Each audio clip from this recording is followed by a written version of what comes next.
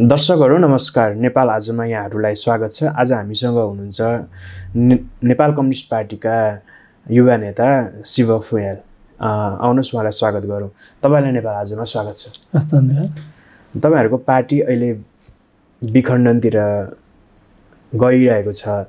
तपाईँ चाहिँ कुन पक्षको मान्छे हो? प्रचण्ड पक्ष कि केपी ओली पक्षको?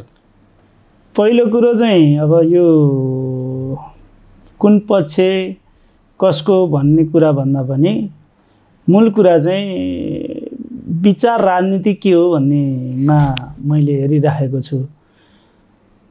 अब अहिले जुन अवस्था सिर्जना भएको छ त्यो अवस्था सिर्जना हुँदाखेरि चाहिँ अहिलेको प्रधानमन्त्रीले गरेको संसद विघटन गरेर जुन 62-63 को जनआन्दोलनले स्थापित गरेको मूल्य मान्यता र 72 सालको संविधानलाई जसरी उहाँले अपहरण गर्ने तर्खर गर्नुभयो र त्यो संविधानलाई असफल बनाउन काम गर्नुभयो, त्यसको त समर्थन गर्न सकिँदैन।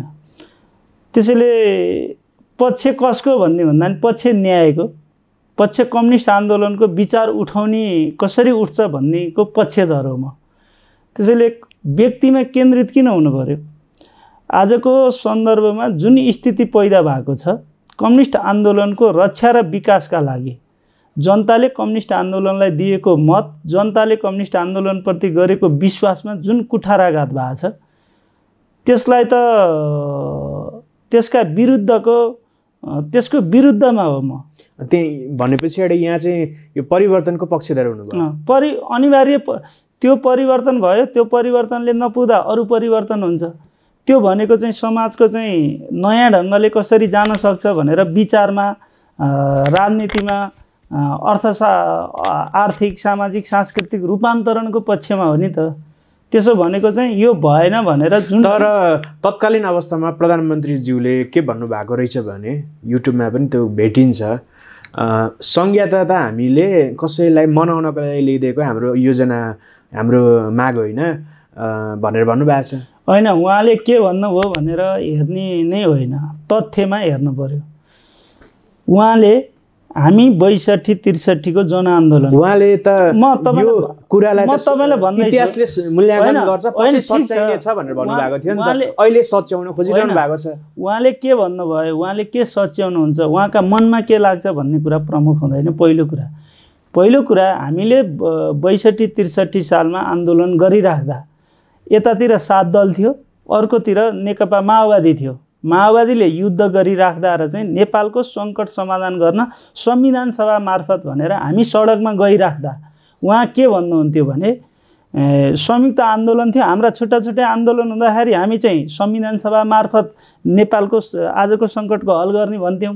उहाँ त्यसपछि संयुक्त आन्दोलनमा प्रतिगमनका विरुद्ध भनेर हामी आन्दोलन गइराख्दाखेरि हामी रत्न पार्कमा पिके क्याम्पसमा के भन्छ केन्द्रित भएर हामीले आन्दोलन गरेर हाम्रो टाउको फुटिरहँदाखेरि उहाँ हामीलाई के भन्नुहुन्थ्यो भने आन्दोलनकारीलाई रत्न पार्कमा घाम तापेर बदम खाएर आन्दोलन हुन्छ भनेर भन्नुहुन्थ्यो उहाँले।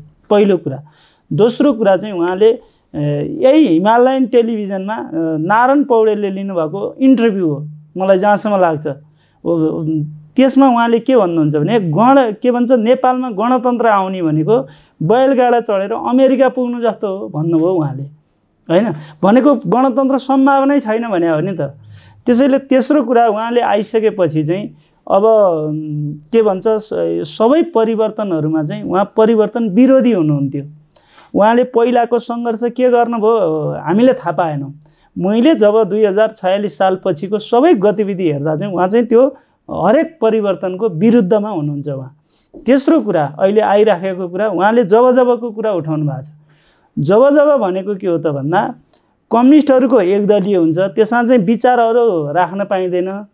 हैन, बहुदल भनेको चाहिँ सबै विचारहरूको स्वतन्त्रता हो। अभिव्यक्ति स्वतन्त्रतादेखि विचार राख्ने स्वतन्त्रता हुन्छ। जसको बढी सङ्ख्या भयो त्यसले चाहिँ त्यो आफ्नो विचार लागू गर्न पाउँछ भने हो बहुदलको यदि परिभाषा गर्ने हो भने। मदन भण्डारीले भनेको कुरा त्यही हो। उहाँ चाहिँ अब अहिले हेऱ्यो भने उहाँ विधि मान्दिन, पद्धति मान्दिन, बहुमत मान्दिन भने चाहिँ के त भनेको त्यो चाहिँ निरकुशता हो। मभन्दा बाहेक केही पनि हुँदैन भनेर। त्यसैले उहाँले के बोल्नुभयो भन्ने कुरा प्रमुख हुँदै होइन, परिणाम के आयो भन्ने हो। उहाँले जे भने पनि उहाँ कसैले उहाँलाई राजनेता भन्छन्, एकदम भिजन भएको भन्छन्। यदि भिजन भएको हो भने तपाईँले जे कुरा भन्नुहुन्छ त्यो चाहिँ असफल भएर जान्छ। असफल हुन्छ भने कसरी भिजन भएको भयो? मलाई कसैले उहाँहरूको पक्षमा नेकपामा अर्को पक्षले काम गर्न दिएन भनेर उहाँले आरोप लगाउनु भएको छ नि त। होइन होला, ल दिएनन्, उहाँलाई काम गर्न दिएनन्, यो काम मलाई गर्न दिएनन् भन्न पर्यो नि त।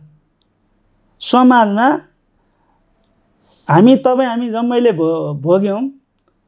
हामी राज्यले हामीलाई घरभित्र थुनेर बालवाला सांसद, पूर्व प्रहरी महानिरीक्षक लगाएर सांसद अपहरणमा चाहिँ उहाँको निर्देशनमा जान्छन्। त्यो कुरालाई कसरी काम गर्न दिने? वैशाख 8 गतेको अध्यादेशले ल्याएको समस्या होइन त, त्यो जरुरी थियो भनेको। उहाँलाई काम गर्ने कुनै इच्छै छैन, देश र जनताप्रतिको कुनै इच्छा नै छैन। उहाँको इच्छा भनेको सीमित घरानियाहरू, यति ग्रुप, ओम्नी ग्रुप होइन, केही चाहिँ पूर्व कर्मचारीहरूको वरिपरि एउटा चाहिँ सानो ग्याङमा, सानो समूहमा आधारित भएर उनीहरूको स्वार्थ सिद्धका लागि गर्न खोज्नु भएको हो। उहाँले ल भन्नु पर्यो नि जनताको पक्षमा के गर्ने। जनता चाहिँ त के भन्छ, लकडाउन भयो, सबै बन्दाबन्दी भयो, 2000 किलोमिटर जनताहरू पैदल हिँडेर चाहिँ आफ्नो घरमा जान बाध्य भए नि त। राज्यले एउटा संरचना बनाएर यत्रो ठुलो पार्टीको उहाँ अध्यक्ष पनि आफ्ना स्वयंसेवकहरू परिचालन गरेर जनतालाई सुरक्षित घर पठाउन सकिन्न थियो। उहाँलाई चाहिँदाखेरि चाहिँ राज्यको दुरुपयोग गरेर सांसद अपहरण गर्न सक्नुहुन्थ्यो। जनतालाई बसहरूमा पठाइदिएर दुःख त पाउँदैनन् थियो नि त। अनि चाहिँ सामानमा आएको उहाँले उहाँका एकदम गर्ने चाहिँ के भन्छ विश्वास गरेका मान्छेहरू हामीले भने होइन नि त। सार्वजनिक खरिदको बारेमा विभिन्न प्रश्न आउँदाखेरि सञ्चार मन्त्रीको 70 करोडको भ्रष्टाचारको कुरामा उहाँको हो न्यायाधीश हो, उहाँको चाहिँ उहाँ अख्तियारको प्रमुख हो होइन नि त। अनि उहाँ आफै बचेर यो त गरे होइन। किन उहाँले के भन्न सक्नु पर्थ्यो भने यदि उहाँ जनताको पक्षमा काम गर्ने हो भने जेलमा राखेर, त्यति कुरा आइसकेपछि नियन्त्रणमा लिएर जेलमा राखेर अनुसन्धान गर्न दिनु पर्थ्यो कि पर्दैन थियो भनेको चाहिँ उहाँको चिन्तन सोचको आधारमा मलाई लाग्ने चाहिँ चरी घैँटे विचारधारा एउटा ग्याङ हुन्छ। त्यो ग्याङले सत्य तथ्य तर्क र चाहिँ सही के हो भनेर हेर्दैन। त्यसले आफ्नो ग्याङ हेर्छ, आफ्नो मान्छे हेर्छ। आफ्नो मान्छे जस्तो खराब भए पनि सही भन्छ, अरूलाई जति राम्रो भयो नि गर्दैन र ऊ आफ्नो ग्याङका लागि मात्रै प्रतिबद्धता हुन्छ। त्यसैले उहाँलाई काम गर्न दिएनन् भन्ने कुरा ल दिएनन् होला, ल त्यो पनि मान्न सक्यो। उहाँको काम भएन। उहाँले के गर्न खोज्नु भएको र के काम गर्न दिएनन् एउटा मात्रै कुरा। उहाँले खेलकुदको चाहिँ त्यो रमेश सिलवाल अनि युवा परिषदको चाहिँ माधव ढुङ्गेलहरूलाई उहाँले कुनै हिचकिचाहट उहाँका गुटका भएको कारणले सर्लक्क उहाँले निर्णय गरेर फेरि पुनर्स्थापित गर्नुभयो म्याच जित्दिँदा पनि। नेपाली जनतालाई अँध्यारोबाट उज्यालोमा ल्याउने कुलमान तामाङलाई उहाँले किन फेरि प्राधिकरणमा ल्याउनु भएन भनेको डुबेको प्राधिकरण 40 अर्ब रुपियाँमा नाफामा लानुभयो 4 वर्षमा। 35 अर्ब ऋण तिरेर 8 अर्ब चाहिँ ब्यालेन्स राखेर घर घरमा बत्ती पुर्याएर लगभग चाहिँ इलेक्ट्रिकमा के भन्छ विद्युतमा नेपाललाई आत्मनिर्भर बनाउने कुलमानलाई किन अपदस्थ गर्नुभयो उहाँले भने त्यहाँ चाहिँ अब उहाँहरूको स्वार्थमा मैले त त्यो राजनैतिक भ्रष्टाचारको चाहिँ चरम नमुना हो भन्छु। त्यो कमिसन र पैसाको कारणले कुलमानलाई राखेपछि त आएन। कुलमान जस्ता मान्छेहरू हुँदा त जनताले पाउने भयो नि त। भनेपछि प्रधानमन्त्रीलाई अहिले आसेपासेहरूले कमिसन दिइरहेका छन् होइन? अब कमिसन दिएका छन् कि छैनन्, लिएका छन् कि छैनन्, हामीसँग यो त तथ्यमा आउने कुरा त होइन नि त।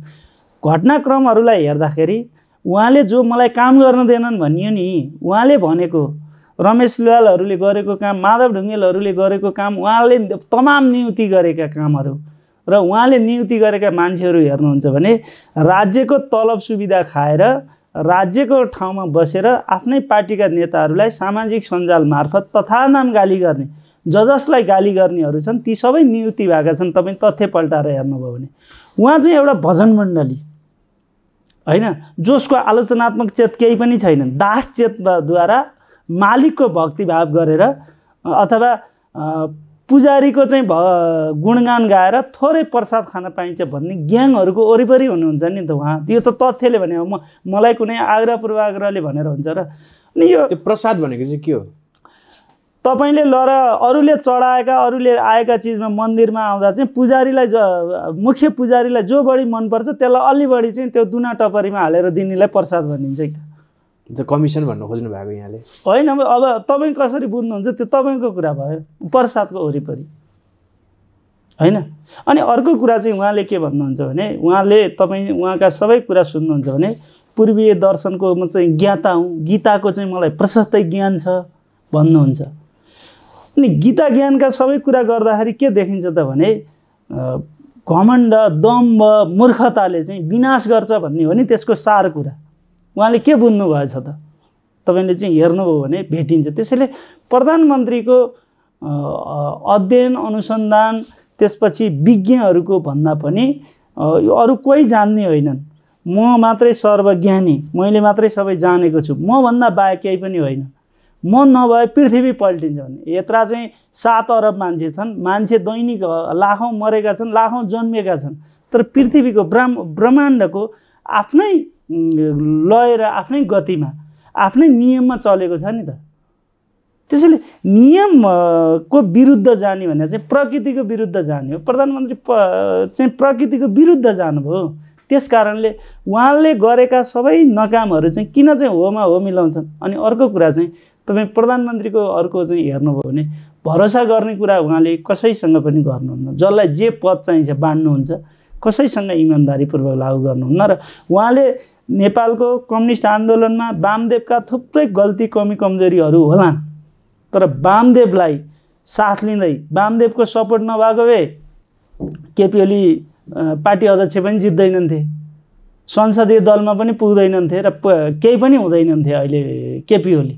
तर वामदेवकै राजनीति चाहिँ तहस नहस बनाउने काम चाहिँ केपी ओलीले नै गरे। वामदेवका गल्ती होलान्, वामदेवले चाहिँ थुप्रै कुरा गर्नु नपर्ने गरे होला। तपाईँ एउटा सहयोद्धाको चाहिँ हरेक क्षण चाहिँ के भन्छ राजनीतिलाई चाहिँ ध्वस्त बनाउने काम गर्न मिल्छ? कसरी गर्नुभयो? अब उहाँले वामदेवसँग गरेको कुराकानी र वामदेवलाई चाहिँ यो ठाउँमा लैजान्छु भनेर जुन कुरा गर्दै वामदेवलाई राष्ट्रिय सभामा रोक्न उहाँले गर्नुभएको कदमले चाहिँ वामदेवलाई चाहिँ उहाँले सबै कुराबाट सिद्धाउने काम गर्नुभयो। त्यसै गरी उहाँले माधव नेपाललाई जुन ढङ्गको अपमान गर्नुभयो, जसरी प्रचण्डलाई जसरी अपमानहरू गर्नुभयो, त्यो कुराले उहाँलाई किन सहयोग गर्छन्? तपाईँले सम्मान पाउन र सहयोग पाउनु पनि त तपाईँले सम्मान र सहयोग गर्नु पर्यो नि त। म मालिक हुँ, म संसारको सबैभन्दा जान्ने बुझ्ने म हुँ, तिमीहरू सबै दास हौ भनेपछि आजको 21औं शताब्दी विज्ञान र प्रविधिको युगमा विज्ञानभन्दा बाहिरको कुरालाई कसले मान्छ र? मान्दैनन् नि त। उहाँलाई जुन दम्भ र घमण्ड भयो त्यस कारणले उहाँलाई त्यो काम गर्ने पहिलो त जनतामा केन्द्रित भएर इच्छा आकाङ्क्षा नै छैन, त्यो कहीँ पनि देखिँदैन। दोस्रो चाहिँ यो परिवर्तनमा उहाँको कुनै भूमिकै छैन। 62-63 यो 50 सालपछि भएका सम्पूर्ण राजनैतिक घटनाहरूलाई हामीले हेऱ्यौँ भने उहाँ चाहिँ त्यसको विरुद्धमा हुनुहुन्छ। त्यस कारणले उहाँले के भन्नुभयो, उहाँको चाहिँ आसेपासेहरूले के भने, उहाँले राखेका सल्लाहकारहरू हेर्नुहोस् होइन। हामीले विभिन्न प्रधानमन्त्रीहरूका विभिन्न सल्लाहकारहरू थिए नि, यस्तो तल्लो स्तरमा आफ्नै नेताका विरुद्ध बोल्ने र चाहिँ अनावश्यक तर्क वितर्क गरेर गर्नेलाई चाहिँ कसैले पनि आफ्नो नजिक वरिपरि र सल्लाहकार बनाएर राखेका छैनन्। भनेपछि उहाँ जस्तो म यो सल्लाहकार आसेपासेले उहाँलाई बिहारे पनि भन्दैन, उहाँको सोच चिन्तन शैली जस्तो हो उहाँले त्यस्तै मान्छेहरूलाई नियुक्ति गर्नुभयो। त्यसैले अरूलाई दोष दिनुपर्ने कारणै छैन। उहाँको सामन्तवादी सोच चिन्तन, उहाँमा कम्युनिस्ट त कहीँ पनि केही पनि छैन। उहाँले त त्यो कम्युनिस्टको त क पनि सुन्न चाहनुहुन्न। उहाँ कम्युनिस्ट पार्टीमा सबैको उसमा आएर लागिहाल्नुभयो। कम्युनिस्ट पार्टीको नाममा उहाँलाई सत्ता प्राप्त भयो र त्यो सत्ताको र कम्युनिस्ट दुईटैको उहाँले हुर्मत लिनुभयो भन्ने लाग्छ मलाई। भनेपछि अबको दिनमा के हुने सम्भावना देख्नु भएको छ तपाईँले? अबको दिनमा दुई तिनवटा कुरा देखिन्छ। जस्तै अब एउटा चाहिँ सर्वोच्च अदालतको भूमिका के हुन्छ भन्ने हो। आज आम जनताले सर्वोच्च अदालतप्रति आशा र भरोसाको केन्द्रले हेरेका छन्। मान्छेको कुरा चाहिँ यो संविधानमा नभएको कुरा उहाँले गरे। अब पूर्व प्रधान न्यायाधीशहरू जम्मै जसले संविधानका धेरै कुरामा उहाँहरूले व्याख्या पनि गर्नुभएको छ, उहाँहरूले यो अधिकारै नभएको कुरा गर्यो भनेर भनिराख्नु भएको छ। त्यसो गर्दा आज सर्वोच्च अदालतप्रति एउटा आशा र भरोसा चाहिँ छ आम मान्छेहरूको। अब मलाई चाहिँ के लाग्छ भने यो त कु भयो। कु चाहिँ एउटा डिजाइनमा हुन्छ हैन। यो संवैधानिक कु भयो। यो एउटा चाहिँ ब्रेड डिजाइनमा छ। जनताका अधिकारहरूलाई खोज्ने र ककसका के स्वार्थसँग हुँदाखेरि चाहिँ अब यदि मिलोमतमा हो भने यो संसद पुनर्स्थापना पनि हुँदैन। सबैजनासँग मिलेरै गरिया रहेछ भने त यो त धेरै कुरा बिग्रिन्छ।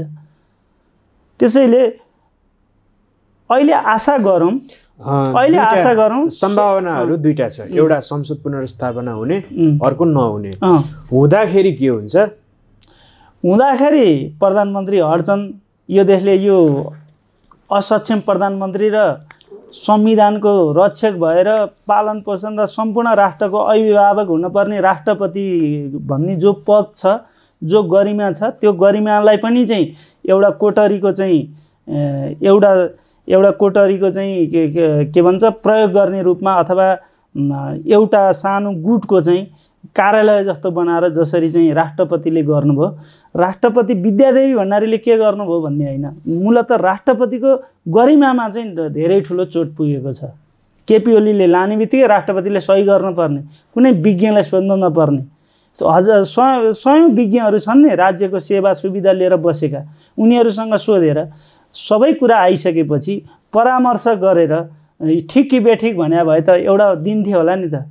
पहिला म लिएर आउँछु तैँले सही गर भने जस्तो चाहिँ प्रधानमन्त्रीले गरेर सल्लाह गर्ने, राष्ट्रपतिले ड्याङ्गै सही गरेर लागू गर्ने कुराले चाहिँ यो राष्ट्रपतिको कदमले राष्ट्रपतिको गरिमा पनि सकियो। व्यक्तिहरू सिद्धिन्छन् कि रहन्छन् मुख्य कुरा होइन, त्यो पदहरूको त्यो संस्थाहरूको गरिमाको कुरा हो नि त। उहाँले चाहिँ अहिले अब यो संसद पुनर्स्थापित भयो भने दलहरूको बुद्धि छ भने चाहिँ राष्ट्रपतिलाई महाअभियोग लाएर हटाउनुपर्छ।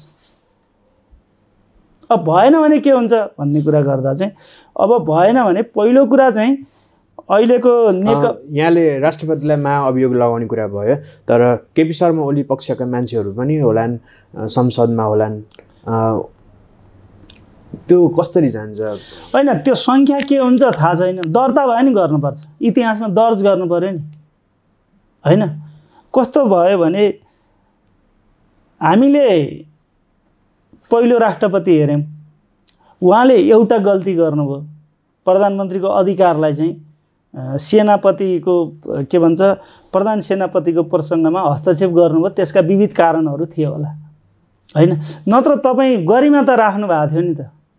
मैले एउटा भेटमा उहाँसँगै भने तपाईँको प्रति सबै कुरा सकारात्मक हुँदा नि यो कुराप्रति चाहिँ सकारात्मक हुन सकिएन भनेर भनेको थिएँ कि मैले एकचोटि भेट्दाखेरि, लामै कुराकानी हुँदाखेरि। त्यसैले के भने गरिमा राख्नु पर्यो नि त। हरेक ठाउँको चाहिँ तपाईँ जुन ठाउँमा बस्नुहुन्छ त्यसको गरिमा राख्नु पर्यो। जुन ठाउँमा बस्नुहुन्छ त्यसका विधि नियमहरू हुन्छन्। तपाईँलाई हतार भयो भनेर चाहिँ 5 महिना बच्चा जन्मिन्छ? तपाईँलाई हतार भयो भनेर रोप्न नपाइकन चाहिँ खोर्सानी रोप्न नपाइकन फल्छ? त्यसका नियमहरू हुन्छन्। कुनै पनि चिज हुर्किन, बढ्न, पाक्न, परिपक्व हुन र त्यसको अन्त्य हुन त्यसका नियमहरू हुन्छन्। उहाँ त्यो नियम केही पनि मान्दिनँ भन्नुहुन्छ क्या होइन। अब नेकपाको विधानलाई हेर्ने हो भने केपी ओलीलाई के लाग्छ, प्रचण्डलाई के लाग्छ भनेर हेर्ने होइन नि। नेकपाको विधानमा हेर्ने हो भने लेनिनवादी सङ्गठनात्मक पद्धति, केन्द्रीय समिति महाधिवेशन के भन्छ केन्द्रीय समितिको अधीनस्थ हुन्छ सबै कुरा, र केन्द्रीय समितिका कुराहरू पनि चाहिँ महाधिवेशनले फैसला गर्छ। त्यसैले यसको चाहिँ मूल कुरा चाहिँ कमिटी प्रणाली हो। त्यसैले बहुमतको निर्णय हुन्छ, बहुमतको निर्णय सबैले पालन गर्छ। प्रधानमन्त्रीज्यूले चाहिँ के भनिरहनु भएको छ भने यो त सहमति पद्धतिमा हामीले डकुमेन्ट साइन गरेको थियौँ पार्टी एकताको। ठिक छ, सहमति गर्न नसक्ने त प्रचण्डको पनि गल्ती हो नि। एकदम ठिक कुरा छ। ल प्रधानमन्त्रीका लागि मात्रै सहमति गरिदिनु पर्ने कि प्रधानमन्त्रीले सहमति गर्नु नपर्ने? आलो पालोमा प्रधानमन्त्रीले सहमति गरे हो कि होइन? एकछिन त्यो कुरा नि ठिक छ। ल एकछिन सहमति प्रधानमन्त्रीका लागि मात्रै गरिदिनु पर्ने हो कि प्रधानमन्त्रीले कुनै सहमति पालन गर्नु पर्दैन? मैले अहिले वामदेवको कुरा गरेँ। वामदेवलाई संसदीय दलको नेता बनाउँछु भने हो कि होइन? उहाँले पालना गर्नुभयो? गर्नु भएन नि त। प्रचण्डलाई आलो पालोमा चाहिँ गर्छु भनेर सार्वजनिक भएको सही गरे पत्र त हामी सबैले देख्यौँ नि त। प्रधानमन्त्रीलाई मात्रै सहमति गरिदिनु पर्ने? प्रधानमन्त्रीले सहमति गर्नु पर्दैन, लागू गर्नु पर्दैन? उहाँले के भन्नुभयो होइन क्या, तथ्यमा के आयो भनेर हेरौँ न, तथ्य आउनु पर्यो। त्यसैले यो अहिले हामीले यो सबै सङ्कटहरू यसलाई ठिक ढङ्गले निकास दिनका लागि मेरो अहिले कुरा के छ भने राजनैतिक पार्टीहरूले विशेष त अहिलेको नेकपाको मूलधार भनौँ, अहिले दुइटैले नेकपा भनेका छन्। मैले त विधान मान्छु, के भन्छ विधानलाई मान्ने हो, विधि पद्धतिलाई मान्दाखेरि मलाई चाहिँ के लाग्छ भनेदेखि अहिले पहिलो त प्रचण्ड र माधव नेपाल, झलनाथ खनाल, नारायण काजीहरूले पहिलो जनतासँग माफी माग्नुपर्छ। हामीले ठिक ढङ्गको राष्ट्रपति र प्रधानमन्त्री चुन्न नसक्दाखेरि हामीले 72 सालको संविधान जोगिन्छ कि जोगिँदैन भन्ने ठाउँमा हामी आइपुग्यौँ। त्यस कारणले तपाईँहरूले हामीलाई माफी दिनु पर्यो भन्नु पर्यो, पहिलो कुरा मलाई लाग्ने कुरा। दोस्रो कुरा, हामीलाई गल्ती छन् भने हामीलाई सजाय दिनुहोस्, तर आज यो उपलब्धिहरूलाई रक्षा गर्नका लागि अब तपाईहरु सडकमा आउनुपर्छ र यो सडकले संसद पुनर्स्थापना गर्नुपर्छ। यो संस्थाको कुरा हो, जनताको अधिकारको कुरा हो। हामी व्यक्तिहरूलाई जाँदा चुनाव हराउनुहोस्, हामी व्यक्तिहरूलाई मन नपराउनुहोस्, तर हामी व्यक्तिहरूका कमी कमजोरीका कारणले आज व्यवस्थामाथि आएको सङ्कटलाई चाहिँ त्यसलाई पार लगाउनका लागि आन्दोलनमा आउनुको कुनै विकल्प छैन भनेर जसरी शेरबहादुर देउवाले विघटन गरेको संसद जसरी पुनर्स्थापित गरिएको थियो त्यो भन्दा अर्को ढङ्गले आन्दोलनको मा गएर यो जनताका खोसिएका अधिकारहरूको पुनर्स्थापित गर्नु नै आजको मूल कुरा हो। चुनावमा जाँदाखेरि चाहिँ के भयो र त्यो चुनाव त एउटा डेमोक्रेसीको अपरिहार्य कुरा हो। तपाईलाई चुनावमा जाँदा केही पनि हुँदैन हैन। एकछिनलाई मानिलिउँ, हाम्रो 51 सालदेखि हाम्रो 2046 सालको जनआन्दोलनपछि अहिलेसम्म आउँदा हामी 32-33 वटा प्रधानमन्त्री फेरेछौँ, सरकार फेरिएछ। हाम्रो गिरिजा प्रसाद कोइरालाले त्यही 3 वर्ष चलाउनु भयो, अहिले केपी ओलीले 3 वर्ष चल्यो। नत्र त्यो बिचमा हेर्ने हो भने 9 महिना 6 महिना 9 महिना 6 महिनामा सरकार चलेर एकदम सचेततापूर्वक यो सरकार निरन्तर फेरिने र अरू कुनै काम नभएको कारणले हाम्रो संविधानले प्रधानमन्त्रीलाई संसद विघटन गर्ने अधिकारै दिएन। यो संविधानले नदिए भने केपीलाई के लाग्छ, तपाईलाई के लाग्छ, अर्कोलाई के लाग्छ भन्ने कुराले निर्धारण गर्दैन। त्यसैले के हो त भन्दा विधि पद्धतिमा नगर म मान्दिनँ भन्नेहरूलाई चाहिँ राज्यको निकायमा पठाउनु नै दुर्भाग्यपूर्ण हो भन्छु मैले भन्दा चाहिँ। त्यसैले उहाँले के भन्नुहुन्छ भनेर उहाँलाई के लाग्छ, उहाँले के भन्नुभयो म देखाइदिन्छु। के देखाउनुहुन्छ उहाँले? इतिहासमा यति धेरै 2/3 बहुमतको नजिक पुगेर सबैले समर्थन गरेको प्रधानमन्त्री एउटा सानो टुक्रा लिएर पार्टीबाट चोइटेर सबैभन्दा अलोकप्रिय भएर राजनैतिक आन्दोलनका उपलब्धिहरूलाई गुमाएर निरुकुशताको दिशामा जाने चाहिँ यति धेरै सम्भावना बोकेको प्रधानमन्त्रीले यस्तो पतित बाटो समाउँछन् भनेर इतिहासमा त दर्ज भयो त। उहाँले कसलाई के भन्नुहुन्छ इतिहासमा? के चुनावमा जानु चाहिँ प्राप्त भएको उपलब्धिहरू गुमाउनु हो र? तपाईलाई चुनाव हुन्छ भन्ने लाग्छ? उहाँले यो चुनाव गराउँछु भनेर चुनाव घोषणा गरेकै होइन। जसरी शेरबहादुर देउवाले चुनाव नगर्नका लागि जसरी संसद विघटन गरे 58 सालमा त्यही कुरा हो। यो सहज ढङ्गले चुनावमा जाँदैन, पहिलो कुरा। दोस्रो कुरा चाहिँ आज प्रधानमन्त्रीले बहुमत मान्दैन, विधि केही पद्धति मान्दैन भन्नुभयो। अब प्रधानमन्त्रीको प्रतिकूलता चाहिँ निर्णय आयो भने पनि उहाँ त अध्यादेश ल्याएर त्यो पनि त उल्टाउनु होला नि त। यदि चुनाव गराउने हो भने पनि अब चुनावी सरकार अर्को बनाउनुपर्छ। केपी ओलीको नेतृत्वमा चुनाव पनि गराउनु हुँदैन। उहाँले त राष्ट्रपति उहाँको हातमा होला, उहाँका के होलान्, उहाँ चाहिँ एकदम राष्ट्रवादी भएर आउनु भएको, अब भारतीयहरू आएर भटाभट कुरा गरेपछि यहाँका अधिकार सबै गुम्न थाले। यो तथ्यले देखाएको भनिसकेपछि चाहिँ उहाँले चुनाव गराउनुहुन्छ, सत्तापूर्वक निकास दिनुहुन्छ र उहाँलाई त्यो कुर्सीमा बसेपछि छोड्नै मन छैन। उहाँले कुर्सीभन्दा बाहेक चाहिँ जिन्दगी नै देख्नु भएन। यहाँले भन्नुभयो कि प्रधानमन्त्रीले केही काम गर्नु भएन भनेर, तर उहाँले नाकाबन्दीको समयमा भारतीय हेपा प्रवृत्तिको प्रतिरोध राम्रोसँगले गर्नुभएको थियो, नक्सा जारी गरिदिनु भयो, राम नेपालमा जन्मिएको भनेर भनिदिनु भयो, ठुला विकास योजनाको कामहरू भइ नै रहेका छन्। प्रधानमन्त्रीले राम्रै काम गरेको हो नि होइन र? भारतको नाकाबन्दीको विरुद्ध सम्पूर्ण नेपाली जुधेका हुन्। पहिलो कुरा, सबै नेपाली, सबै राजनैतिक दल, मूलत ठुला दलहरू सबै, काङ्ग्रेस, त्यतिखेरको माओवादी, त्यतिखेरको एमाले, केपी ओली मात्रै जुधेया होइन। पहिलो कुरा, अब उग्रो कुरा र उल्फाट्याङ कुरा गर्नमा उहाँलाई के भन्छ, उहाँलाई अरूले जित्दैन। षड्यन्त्र जालजेल गर्ने कुरामा केपी ओलीलाई कसैले जित्दैन। सबैले गरेका काम मैले गरेँ भन्नुहुन्छ उहाँ, लाजै नमानिकन। त्यसैले उहाँले गरेकै होइन, त्यो सबैले विरोध गरेको। तपाईँले विरोध गर्नु भएन, मैले विरोध गरिनँ, गऱ्यौँ नि त। आम जनताले, भारतीय त्यो नेपालको संविधान जारी भइसकेपछि आम जनताले विरोध गरेको हो। त्यसमा आम जनताको विरुद्धमा अलि उग्र र उल्फाट्याङ कुरा उहाँले बढी गर्नुभयो। जवाफदेहिता र जिम्मेवारीपूर्ण कुरा छैन यदि रेकर्डै पल्टाएर हेर्ने हो भने।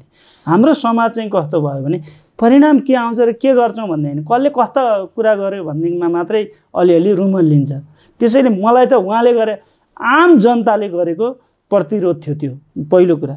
दोस्रो कुरा, नक्साको कुरा 2054-55 सालतिर हामीले एउटा नक्सा बनायौँ युवा लिगमा। त्यतिखेर हामी युवा लिगमा थियौँ। हामीले राष्ट्रिय जागरण अभियान भनेर विभिन्न कार्यक्रमहरू गर्दा त्यो भूगोलको नक्सा यो भारतले मिचेको भनेर लिपुले यो सबै ठाउँका कुरालाई हामीसँग त्यो अहिले पनि छ, रेकर्ड छ, त्यो हामी उपलब्ध हुनसक्छ खोजी गर्दाखेरि। त्यो कुराको लगातार आन्दोलन उठ्दै गइसकेपछि अहिले त यो नक्सा जारी गर्नुपर्ने चाहिँ भारतले जुन ढङ्गले जमिनमा हिजो हडपेको थियो, अब त बाटै बनाइदियो नि त। बाटो बनाउँदाखेरि चाहिँ त्यो नगरिकन चाहिँ अब कुनै उपाय नै थिएन। उहाँले गरे होइन क्या, यो उहाँले एक्लै गरेर हुने भइदियो भए त संसदको सबै सांसदहरूले गरेको कुरालाई उहाँले मात्रै गरेको भनेर भन्न मिल्छ? सार्वभौम संसदले गरेको हो त्यो कुरा। सरकार जो छ त्यसले ल्याउनु पर्छ है पर्दैन? आफ्नो देशको चाहिँ स्वाधीनता मिचिसकेपछि, आफ्नो देशका जमिन हडपिसकेपछि चाहिँ सरकार बोल्नु पर्छ है पर्दैन? बोल्नु उहाँले ल्याउनु होइन क्या, त्यहाँ तपाईँ भयो नि बोल्नुहुन्थ्यो। त्यसैले उहाँले ल्याएको होइन। त्यो नक्सा ल्याउने काम हाम्रो संसदले गरेको हो, केपी ओलीले होइन। नजाने कुरा गर्न मिल्छ? तपाईँ सार्वभौम संसदले हाम्रा मधेसवादी दलहरूले सहित उपेन्द्र यादवदेखि हाम्रो के महत्त्वसम्मले संसदमा गरेको भाषण हामीसँग छैन। त्यसैले उहाँले गर्नुभयो होइन। हामी जनताको त्याग, तपस्या, बलिदान, राजनैतिक आन्दोलनले, घटना परिस्थितिले ल्याएको कुरा हो। त्यसैले उहाँले गर्नु विकासका निर्माण, हिजोदेखि आइराखेका कुराहरू, भइराखेका कुराहरूमा नयाँ उहाँ प्रधानमन्त्री भइसकेपछि नयाँ के भयो भनेर ल्याउनु पर्यो नि त।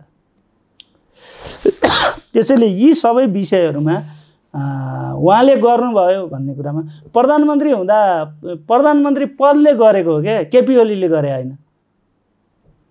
प्रधानमन्त्री भन्ने जो पद छ नि सबैभन्दा शक्तिशाली निकाय। तर विगतमा त त्यसरी विदेशीहरूले हेर्दाखेरि प्रधानमन्त्रीले बोलेको त रेकर्ड कमै छ नि। किन छैन? सबैभन्दा धेरै बोलेर चाहिँ के भन्छ, सुरुङ युद्ध गर्न परे पनि गर्छु भनेर हतियार उठाएर आन्दोलन गरेर के भन्छ प्रचण्डहरू आउनु भएको होइन? भारतले सुन्नु न, भारतले चाहिँ नाकाबन्दी गर्दाखेरि चाहिँ सबै कुरा गर्दाखेरि संविधान बनाएर जाउँ भनेर सुशील कोइराला, प्रचण्डहरूदेखि लिएर सबैको नेतृत्वमा गएर मात्रै त्यो संविधान बन्न भएको होइन? तपाईँलाई कहिले यस्तो लाग्छ कि लाग्दैन युद्धको बेला या क्रान्तिको बेला या आन्दोलनको बेला तपाईँहरूकै नेताहरूले चाहिँ अलिकति नचाहिने कुराहरू, असम्भव कुराहरू पनि भनिदिएर जनताहरूलाई उक्साएको जस्तो लाग्दैन? होइन, कस्तो हुन्छ भने हाम्रो समाजमा अहिले त्यतिखेर प्रचण्डले के भन्नुभएको थियो भने समाजवाद स्थापना नहुन्जेलसम्म हतियार उठाइ गरिन्छ भनेर पनि भन्नुभएको थियो। यस्तो छ कि यो त्यस पछाडि भारतसँग सुरुङ युद्ध लड्छु भनेर भन्नुभएको थियो। ठिक छ, त्यो केही गर्न सक्नु भएन, उहाँको ताकत थियो थिएन। यो कुराको समीक्षा गरौँला। सुन्नु न, कम्युनिस्ट आन्दोलनको उहाँहरू कति कम्युनिस्ट हुनुभयो, उहाँहरूले कति कम्युनिस्ट आन्दोलन समाजवादी आन्दोलनलाई कति अगाडि बढाउनु भयो भन्ने कुराको समीक्षा पनि गर्नुपर्ने छ होइन। उहाँहरूले यदि सबै कुरा ठिक ढङ्गले गरिदिनु भएको थियो भने यो दुर्घटनामा पनि आउँदैन थियो, त्यो पनि मानिन्छ। यसको अर्थ यो होइन कि तपाईँले गल्ती गर्नुभयो त्यस कारणले मैले नि गल्ती गर्नुपर्छ भन्ने मान्यता हो त, होइन नि त। गल्ती भइसकेपछि गल्तीहरूलाई सुधार्दै नयाँ कुराको खोजी हो नि त, निकासको। तत्कालीन माओवादीले शेरबहादुर देउवा सरकारसँग राखेका मागहरू कति पुरा भयो त? होइन, त्यो माग त्यो धेरै कुराहरू राजतन्त्रको अन्त्य उन्मूलन गर्ने भन्ने थियो त्यतिखेरको मागमा, त्यो त भयो त, थुप्रै कुरा भएको छन्। तपाईँ अहिले हेर्नुभयो भने तर नयाँ राजाहरू जन्मे भनेर होइन, त्यो त कस्तो हुन्छ भने नागरिकहरूले विरोध गरिरहेको छ। यस्तो हुन्छ कि कस्तो हुन्छ भने जब चाहिँ एउटा परिवर्तन आयो, परिवर्तन गर्नेहरू तमासी भए, परिवर्तनका विरोधीहरूको हातमा सत्ता पुग्यो होइन, के भन्छ सत्ता पुग्यो। सत्ता पुगिसकेपछि त अब त्यसले त काम गर्न सक्दैन। एउटाको सोच विचारमा अर्को गइसकेपछि त काम गर्न सकिएन। देश र जनताको हितमा भन्दा पनि मेरो के हुन्छ भनेर सोच्ने भइसकेपछि त काम नभइसकेपछि जनताको जुन अपेक्षा थियो हामीलाई अब चाहिँ राजनीतिक स्थायित्व हुन्छ, समाजको चाहिँ के भन्छ विकास हुन्छ, जनताको चेतना स्तर उठाउने काम हुन्छ, शिक्षा स्वास्थ्य क्षेत्रमा चाहिँ जनताले सहुलियत पाउँछन् भनेर त जनताको जुन साना साना कुरा थियो त्यो कुरामा पनि कुठाराघात भइसकेपछि त अब समाज विज्ञानको नियम पनि थाहा नभइसकेपछि त बरु योभन्दा त्यही ठिक थियो कि भन्ने जनतालाई लाग्न सक्छ, लाग्ने नै भयो। फेरि त्यसको अर्थ यो होइन कि सबैलाई लाग्यो त, तपाईँलाई लाग्यो त होइन नि, मलाई लाग्यो त होइन नि, अर्कोलाई लाग्न सक्ने भयो। ठिकै छ त, त्यस्तो लागेको थियो भने पनि विभिन्न चुनावमा जाँदा विभिन्न आन्दोलनमा जाँदाखेरि जनताले त्यसको चाहिँ परिणाम दिन्छ। परिवर्तनको उपलब्धिहरू गुम्न खोजिरहेको छ भनिरहनु भएको छ यहाँले। के चाहिँ गुम्न गइरहेको छ? गणतन्त्रै जान लागेको हो कि संघीयता नहुने हो कि अन्य कुराहरू के गुम्न? होइन, 62-63 सालको के भन्छ जनआन्दोलन र माओवादी जनयुद्धले स्थापित गरेको जम्मा जम्मी 4वटा कुरा हो। गणतन्त्र, धर्मनिरपेक्ष, संघीयता र समावेशी हो। अहिले गणतन्त्रमाथि नै प्रहार भयो। यो चाहिँ गणतान्त्रिक संविधानमाथिको प्रहार हो क्या। अब यो नै यसैमाथि प्रहार भएर म संविधान मान्दिनँ, म संविधानभन्दा माथि छु भनिसकेपछि त के बाँकी रहन्छ त? केही पनि बाँकी रहन्न। तपाईँको मूल कुरा नै भनेपछि अब नेपालमा राजतन्त्र ल्याउन प्रधानमन्त्रीज्यू उन्मुख हुनु भएको। अब उहाँले ल्याएर उहाँ उन्मुख भएर राजतन्त्र त आउँदैन। तर उहाँको इच्छा त्यो हो कि होइन? उहाँको इच्छा त्यो, उहाँ आफै चाहिँ राजा हुनु, म चाहिँ संविधानभन्दा माथि जान्छु भन्न खोज्नु भएको होला नि त। उहाँले अर्को राजा ल्याएर राख्ने भन्दा पनि म चाहिँ अब राजतन्त्र अथवा को राजा आउँछ भन्ने कुरा होइन क्या। चिन्तनको हिसाबमा हेर्दाखेरि विधि पद्धति कानुन संविधान मान्दिनँ भनिसकेपछि त्यो निरकुशता हो। त्यो निरकुशता चाहिँ मै हुँ, लोकतन्त्र मै हुँ, सबै चिज भन्ने कुरा त उहाँले त्यही कुराको चाहिँ अभ्यास त गर्नै भएको हो नि व्यवहारमा। उहाँले कसलाई ल्याउनुहुन्छ, को ल्याउनुहुन्छ भनेर किन बुझ्नु पर्यो? मिलेदेखि मै गर्छु सबै कुरा भनेर उहाँले अभ्यासै गर्नु। उहाँले ज्ञानेन्द्र शाहको ठाउँमा जान खोज्नु भएको, त्योभन्दा माथि पनि जान खोज्नु भएको हुनसक्छ नि, होइन? उहाँले के खोज्नुहुन्छ, उहाँले के चाहनुहुन्छले निर्धारण हुन्छ र। ज्ञानेन्द्र शाहको हालत के भयो? ज्ञानेन्द्र शाह त के भन्छ दरबारबाट लखेटेर जङ्गल पुगेका थिए। उहाँको त जाने ठाउँ कहीँ पनि हुँदैन अबको आन्दोलनले ल्यायो भने। अबको आन्दोलन किनभने पार्टीसँग झोक चल्ला, नेतासँग झोक चल्ला, जेसँग झोक चल्ला, मलाई अहिलेको पार्टीका नेताहरूले गरेको कुनै गतिविधि मन परिरहेको छैन र मलाई चित्त बुझिरहेको छैन। मैले त्यो अभिव्यक्ति पनि गरिरहेको छु। तर मलाई जतिसुकै झोक चलेर जतिसुकै नेताहरूसँग रिस उठे पनि मेरो एउटा कुरा के हुन्छ भने म यो 62-63 को आन्दोलनमा बागबजार गङ्गबुहरूमा के बागबजारदेखि गङ्गबुसम्ममा जुन आन्दोलनमा आफै प्रत्यक्ष सहभागी भएर यो गणतन्त्र ल्याइयो, यो चाहिँ गुम्न नदिनका लागि म सडकमा आउन त अपिल गर्छु म सबै साथीहरूलाई। संसद पुनर्स्थापना नभएको खण्डमा चाहिँ के देख्नु भएको छ, कस्तो परिस्थिति आउँछ? अब मैले अघि नै भने माफी माग्नुपर्छ, नभए हामीले पनि माग्नु पर्यो होइन। हामीले गलत मान्छे चुन्यौँ भन्नु पर्यो, किन गल्ती त हुनसक्छ नि त। अब पनि गल्ती हुँदैन भन्ने ग्यारेन्टी त केही छैन, किनभने नेताहरूको चाहिँ राजनैतिक परिवर्तन चाहिँ अब अलिअलि भयो, चिन्तनमा परिवर्तन नभएको कारणले यो समस्या आइराखेको। एउटा चाहिँ राजनैतिक आन्दोलन सँगसँगै आर्थिक, सांस्कृतिक र सामाजिक आन्दोलन गर्न जरुरी छ। हाम्रो सांस्कृतिक पक्ष हामी आफू फेरिनुपर्छ कि पर्दैन, मैले तपाईँलाई फेरिनुहोस् भन्दा म फेरिनुपर्छ कि पर्दैन, यो एउटा ठुलो बहसको विषय छ। यो 10-12 वर्ष त कस्तो भयो भने कुनै राजनैतिक बहस विषय नै नहुने भयो। यही सत्ता के हुन्छ, को मान्छे मन्त्री हुन्छ, को मान्छेले के गरे भन्नेमा मात्रै केन्द्रित हो। आर्थिक, सामाजिक, राजनैतिक कुरामा चाहिँ हाम्रो बहस गरेर समाजलाई कता लैजाने भन्ने त दिशा दिनुपर्ने भयो नि त। अब त्यसैले त्यो कामका लागि अहिले हामी चाहिँ केन्द्रित भएर लाग्नुपर्छ। अहिले समाजका अगुवाहरू यो को आउँछ चर्चामा, कसले गर्छ मात्रै होइन, समाजमा बसेर समाजको रूपान्तरणका लागि काम गरेकाहरू सबै आउनुपर्छ। धेरै मानिसहरूले चाहिँ के आरोप लगाइरहनु भएको छ भने यहाँले भन्नुभएको उपलब्धि जुन 4वटा छ त्यसमध्ये गणतन्त्र, राजालाई फालेर एउटा राजालाई हटाएर 1000वटा राजा बनाइयो भनेर आम जनताको बुझाइ छ।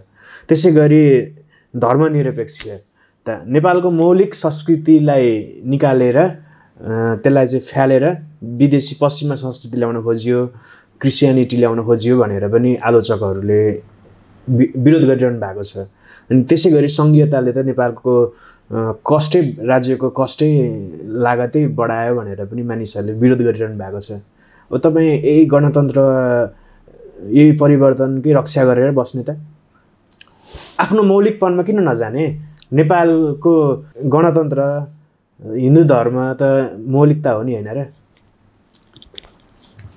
कुनै पनि विषयलाई समाजको विकास क्रमसँग जोडेर हेर्नुपर्छ। पहिलो कुरा, हरेक कुराहरू आफ्नो युगमा आए र अर्को युगमा अन्त्य हुन्छ, हेर्नु पर्यो।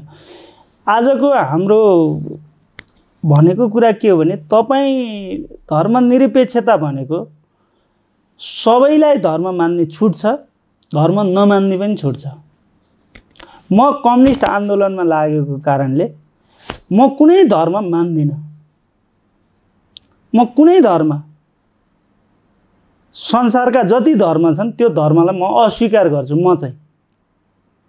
तर तपाईँले जे मान्नुहुन्छ त्यसलाई मैले सम्मान गर्नुपर्छ।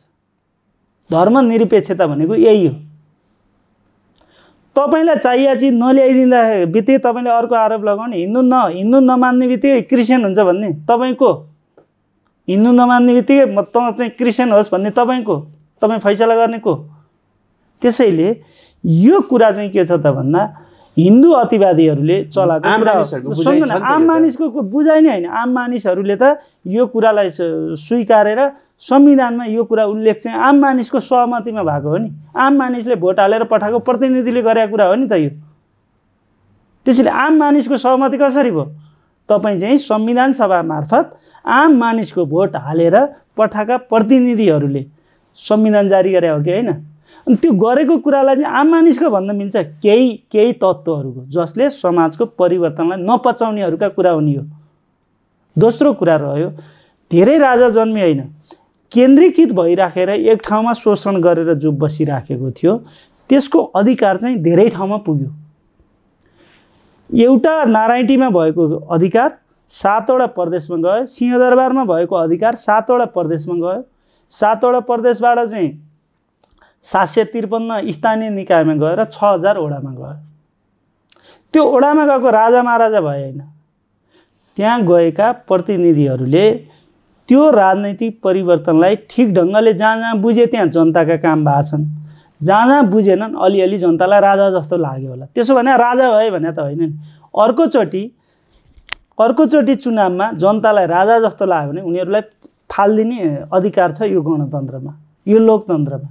के राजतन्त्रमा त्यो सम्भव थियो? त्यो सम्भावना तपाईँ देख्नुहुन्छ?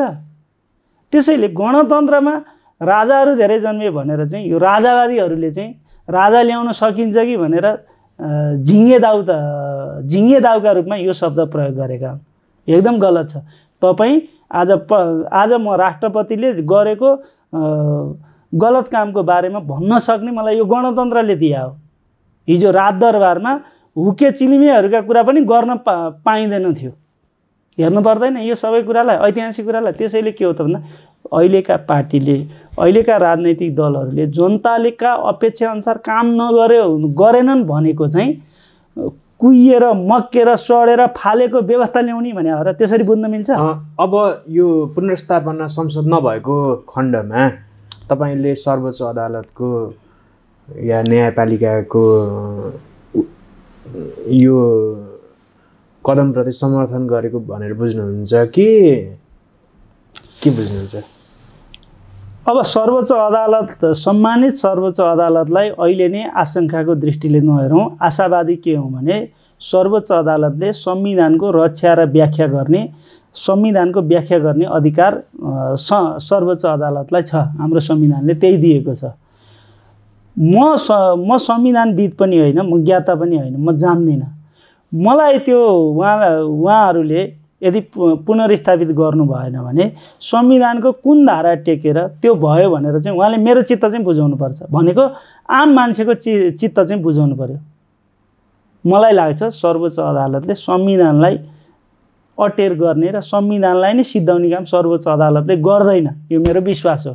संसद पुनर्स्थापित त हुन्छ, यो माघको दोस्रो तेस्रो हप्तासम्म जाला संसद पुनर्स्थापना नै हुन्छ।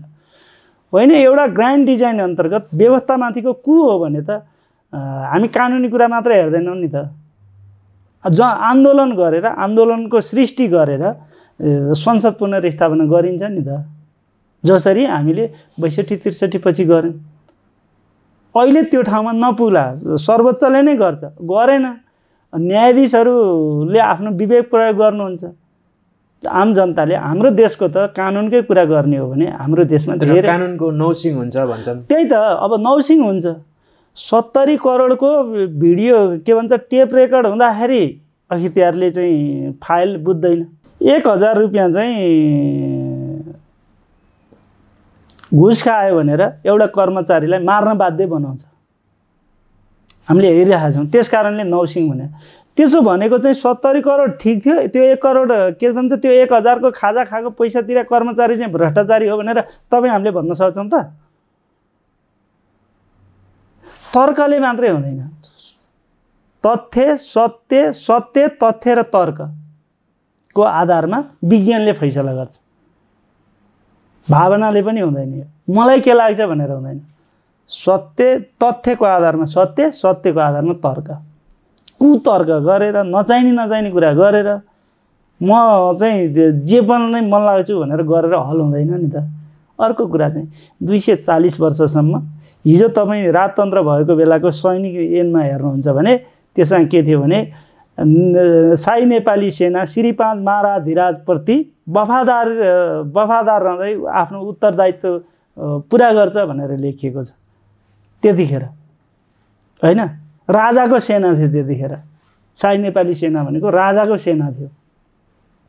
आजको सेनाको चाहिँ तपाईँ हेर्नुहुन्छ भने संविधानप्रति उत्तरदायित्व छ, नेपाल सरकारप्रति उत्तरदायित्व भनेर भन्छ क्या त्यसले। त्यो पनि आफ्नो लोकतान्त्रिक विधिमा छ नि त। अनि त्यत्रो सैनिक राखेर बस्या राजा त भाग्न पर्यो, हिँड्न पर्यो भने एउटा कोटरीको एउटा गुटले एउटा चाहिँ छलछाम डिजाइनमा म यो गर्छु भनेर पदहरू भागभण्डा गरेर रहेछन्। अहिले त देखिन्छ व्यवहार। अन्त्यमा प्रधानमन्त्रीज्यूलाई यसरी तपाईँले भनेअनुसारको असंवैधानिक कदम चाल्नको लागि कसले उचालेको जस्तो लाग्छ तपाईँलाई? अब त्यो त राजनैतिक रूपमा यसो हेर्दाखेरि चाहिँ पछिल्लो चाहिँ भारतीय नेताहरूको जुन गतिविधि भयो, पार्टी राज्य संयन्त्र कसैलाई थाहा नभइकन जसरी राति भेटवार्ता गर्नुभयो, एउटा आशंका त्यहाँबाट पैदा हुन्छ। दोस्रो चाहिँ उहाँले कसैलाई, उहाँ संसारको विज्ञ, उहाँले भन्दा बाहेक यो दुनियाँमा कसैले बुझेको छैन भन्ने उहाँलाई भ्रम छ र उहाँको सनका एउटा त डिजाइनमा पनि हो, अर्को चाहिँ उहाँको सनका, यो सबै र उहाँका वरिपरिको टिम हेर्नुभयो भने चाहिँ उहाँलाई सल्लाह दिने विज्ञ टोली हेर्नुहुन्छ भने चाहिँ त्यहाँ कसैले उहाँसँग बसेर दोहोरो कुरा गर्लान् जस्तो नि लाग्दैन। उहाँले जे भने नि हस् हस् भन्ने टिम होला। त्यसैले उहाँको माधव नेपाल र प्रचण्डलाई देखाइदिन्छु भनेर उहाँले चाहिँ यो गर्नुभएको जस्तो देखिन्छ। तर प्रधानमन्त्री त भारत विरोधी हो नि। तपाईँलाई मैले यत्रो तथ्य राखिसकेपछि पनि तपाईँ त्यही एउटा कुरा रटान लगाइरहनु भएको छ। उहाँ भारत विरोधी नै होइन। महाकाली सन्धिदेखि आजको संसद विघटनसम्म उहाँले भारतको पक्षमा काम गर्नुभएको छ। यो तथ्य हो, यो तथ्य हो। उहाँले नै हो महाकाली सन्धि हुँदाखेरि हामीले गाँजा खाएर गएका थिएनौँ सम्झौता गर्न, त्यसैले यो महाकाली सन्धि हुन्छ। महाकाली सन्धि गर्ने टोली र एमसिसी गर्ने टोलीहरू एक ठाउँमा छन्। एमसिसी यो अहिलेको एउटा चाहिँ मूल चुरो विवादको कारण चाहिँ प्रधानमन्त्रीलाई एमसिसी पास गर्न जुन दबाब थियो त्यो एमसिसी पास पार्टीबाट पनि बाहिरबाट पनि नहुने भइसकेपछि पनि अन्तर्राष्ट्रिय चलखेल भएको त स्वतः अनुमान गर्न सकिन्छ नि। त्यसैले उहाँ यस्तो हुनुहुन्थ्यो कि हुनुहुन्न थियो, उहाँले के बोल्नुभयो भनेर मात्रै यो हेर्ने कुरा होइन क्या। पहिला सत्यमा जाउँ, त्यसमा तथ्य खोजौँ, तथ्यको आधारमा तर्कमा जाउँ, त्यसको आधारमा हेरौँ न। अन्त्यमा के भन्न चाहनुहुन्छ? के भन्न मन लागेको मैले नसोधेको प्रश्नहरू भए? होइन, मेरो चाहिँ अहिले विशेष त युवा साथीहरूलाई विचारधारात्मक कुरामा केन्द्रित भएर अहिले यो पक्ष विपक्ष, तपाईँले मलाई पनि यो पक्ष विपक्ष के कसको पक्ष भनेर सोध्नु भएको छ। यो पक्ष विपक्ष होइन, तथ्य सत्य र तर्क कसको कुन सही छ त्यसको आधारमा धारणा बनाएर अहिले हामीलाई जे कुरा जे भए पनि अहिलेको यो आजको यो परिवर्तन जनताले ल्याएको लडेर ल्याएको परिवर्तनलाई जोगाउनका लागि एकचोटि सडकमा आउन जरुरी भयो। कुन नेताले बोलाउला कसको पक्षमा लाग्छ भनेर लाग्न अहिले नलागौँ। अहिले स्वतः स्फूर्त रूपमा सडकमा आउनु जरुरी छ। जोगाउँ। यसलाई जोगाउन सकियो भने को ठिक को बेठिक ती लडौँला, ती हटाउँला। गणतन्त्रको विकल्प अरू कुनै एकतन्त्रीय हुन सक्दैन। सक्दा समाजवादी आन्दोलनमा जाने हो। समाजवादको निर्माणमै हामी लाग्नुपर्छ। समाजवादको निर्माणमा लाग्नुभन्दा अगाडि अहिलेको यो कुरालाई चाहिँ हामीले बचाउनुपर्छ। त्यसैले सम्पूर्ण विचारधारात्मक प्रष्टतासहित अलि अध्ययन अनुसन्धानमा आधारित कुन नेताले बोल्छ, अहिले हाम्रा युवा साथीहरू हामी सबै चाहिँ कस्ता भयौँ भने कुन नेताको नजिक छ र त्यो नेताले के बोल्छ भन्ने आधारमा मात्रै हामी जो बोल्ने भएका छौँ। हाम्रो यो चाहिँ आलोचनात्मक चेत हुँदै होइन। त्यसैले आलोचनात्मक चेतको विकास गरौँ। ठिकलाई ठिक देखौँ, बेठिकलाई बेठिक देखौँ। आफैले गरेको बेठिकका विरुद्ध पनि निर्मम सङ्घर्ष गरौँ आफैप्रति पनि। यदि यो समाजलाई परिवर्तन गर्ने हो र यो समाजमा ठिक कुरा स्थापित गर्ने हो भने आफूलाई पनि बदल्दै, मूलत पहिलो आफूलाई बदलौँ, त्यसपछि समाज बदल्ने आन्दोलनमा एकाकार हौँ। त्यसो गर्नका लागि पनि आजको जुन राजनैतिक सङ्कट छ यो राजनैतिक सङ्कटको लागि अब अदालतलाई विश्वास गरौँ, अदालतले प्रतिगमनलाई समर्थन गर्दैन भन्ने नै विश्वास राखौँ, तर पनि ठुलो जनदबाव सृष्टि नगर्ने हो भने यो उपलब्धिलाई 10 वर्षमा हाम्रा सन्ततिहरू सधैँभरि उपलब्धि रक्षाका लागि मात्रै लड्नुपर्ने स्थितिको चाहिँ अन्त्य गरौँ। त्यसो गर्दाखेरि हाम्रा कहाँ पुगेन, आफूलाई हेरेर होइन समाज हेरेर अहिले हाम्रो नपुगेको कुरा के देखिन्छ त भन्दा हामी सबै चाहिँ धेरथोर बिग्रेका छौँ। हामी आफै पनि बिग्रेका छौँ क्या। हिजो हामी राजनैतिक आन्दोलनमा जुन ऊर्जा साथ लाग्थ्यौँ, आफूलाई आज धुरी बनाएर कसको नजिक हुने के पाइन्छ भन्ने कुरालाई एकछिन छोडौँ। एकछिन यो समाज निर्माणका लागि, यो समाजलाई ठिक बाटो दिनका लागि पहिलो स्टेप यो ट्र्याकभन्दा बाहिर गएको कुरालाई ट्र्याकमा लिएर आउन लडौँ। त्यसपछि सही नीति निर्माण गर्ने ठाउँमा बहस छलफल गर्दै पुराना कुराहरूलाई, पुराना मान्छेहरूलाई विस्थापित गर्दै नयाँ ढङ्गले सोचेर समाजवादी क्रान्तिका लागि अग्रसर हुनका लागि अथवा समाजवादी क्रान्ति कसरी हुनसक्छ भन्ने बहस छलफल र आन्दोलनमा लाग्नुपर्छ भन्ने भन्न चाहन्छु मैले। यहाँले आफ्नो महत्त्वपूर्ण समय दिनुभयो, धेरै धन्यवाद। मलाई मेरो कुराहरू राख्न दिनुभयो यो परिस्थितिमा, त्यसको लागि यो नेपाल आज टिमलाई मेरो तर्फबाट पनि धेरै धेरै धन्यवाद छ। Thank you.